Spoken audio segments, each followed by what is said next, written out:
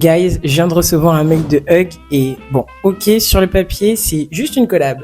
Mais pour moi, ça veut dire tellement plus. Ça veut dire qu'on me voit. Même dans mes petits fragments de vie que je vous sors tous les lundis, on me voit en fait. Et on remarque que j'existe. Même dans mes projets qui ressemblent parfois à un gros chaos organisé. Voilà, donc première fois que je fais ma unboxing, mais je trouve ça assez drôle. Je vous ai évité l'audio parce que franchement, mon premier micro était complètement naze. Parlons un peu de mode, mais dans un autre sens, parce que justement, au moment où je reçois ça, faut savoir qu'il y a eu la Slow Fashion Week à Marseille en juin dernier.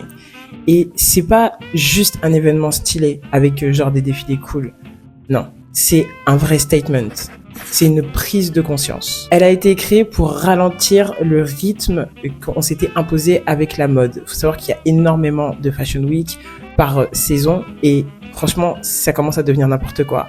Donc, pour dire stop à tout ça et à cette surconsommation de vêtements, juste pour des photos Insta ou des trucs qu'on va jeter derrière parce que ce sera plus tendance. Là, le but, c'est vraiment de remettre les créateurs au centre de tout, à la base de tout, et de redonner de la valeur aux vêtements. Bon alors, qu'est-ce qu'il y a ? Parce qu'il faut qu'on consomme clairement différemment. Il faut que ce soit moins toxique, moins jetable et beaucoup plus humain. Et c'est ça que j'adore avec la Slow Fashion Week qui a été créée ici. Ça donne de la visibilité à des designers qui n'en ont pas forcément. Ils sont pas sur les gros circuits comme à Paris, à Milan et à New York, mais ils ont des bonnes idées et autant d'idées que partout ailleurs, voire même plus visionnaires parfois. À Marseille, franchement, ça prend encore plus son sens parce que c'est une ville qui ne court pas après un rythme intensif comme à Paris. Ici, on a le temps de se poser, de regarder la mer, de voir de contrastes, de s'inspirer de l'eau, de la mer, du béton, des quartiers populaires, des créateurs hyper avant-gardistes. Et tout ça, ça coexiste dans la même ville. Du coup, cette énergie un peu brute, un peu bordélique, mais extrêmement parfaite pour inventer une mode plus durable, c'est vraiment la perfection. Une mode qui part pas vraiment des tendances, mais qui se crée et qui part de la vie réelle. C'est ça qui me fait kiffer ici. Tu crois que des meufs, elles sont là, elles portent des pièces qu'elles ont chinées en friperie depuis je sais pas combien de temps, mélangées à des pièces de créateurs indépendants. Et quand tu vois l'outfit, ça fait sens. Parce que c'est pas une question vraiment d'argent. C'est une question de style, une question d'identité, une question d'histoire, une question de juste s'exprimer à travers le vêtement. J'ai commencé à m'intéresser à la mode, à la base, c'était pas pour être tendance. C'était pas pour être dans la hype. C'était parce que c'était ma façon de m'exprimer quand j'étais beaucoup plus jeune. C'était ma seule manière d'exprimer une émotion.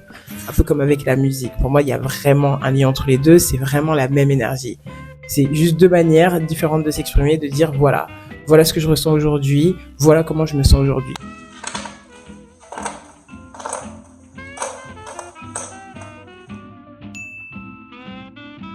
La mode, elle peut être hyper intime. La manière dont tu vas t'habiller un jour peut refléter un état d'esprit que personne n'a vraiment capté. C'est un langage qui va être silencieux, mais qui va quand même exister par le visuel. Et dans un monde où tout va à 2000 à l'heure aujourd'hui, ça fait du bien des fois de me dire que mes fringues racontent une histoire qui m'appartient. Quand je regarde ce qui se passe à Marseille, je me dis qu'on n'est pas obligé de suivre le rythme de Milan, de New York ou de Paris. On peut inventer notre propre tempo. C'est ça qui est vraiment puissant. C'est quand tu sors des diktats des grandes capitales de mode, que tu imposes justement tes propres diktats et que tu commences à créer quelque chose de beaucoup plus vrai, beaucoup plus humain, quelque chose qui naît d'un besoin, d'un environnement et pas juste d'une tendance. On crée pas le besoin, le besoin justement, on le comble. Par exemple, ici, j'ai rencontré pas mal de designers qui recyclent leurs tissus, qui bossent avec des artisans locaux, qui mélangent des influences méditerranéennes avec du streetwear ou de la high fashion. Et le résultat, c'est une vibe que tu trouveras nulle part ailleurs.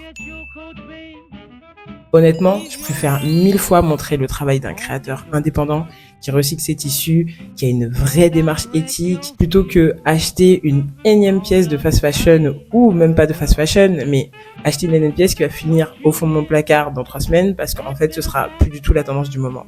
Et c'est pas une question de snobisme, c'est juste que j'ai pas envie de me perdre dans la mode comme j'ai pu me perdre les années précédentes quand je travaillais en tant que rédactrice mode. Parce qu'au bout d'un moment, ça veut plus rien dire. J'ai envie que chaque pièce ait une histoire, même si elle coûte 5 € en friperie. L'important, c'est l'histoire, plus que le prix du coup. Au final, Marseille, c'est une ville parfaite pour réinventer la mode, parce qu'ici, on n'a pas besoin de rentrer dans une case. On peut juste créer, expérimenter, mélanger les influences. Et je crois que c'est ça qui me garde inspiré parce que au fond, la mode, c'est pas une question de tendance.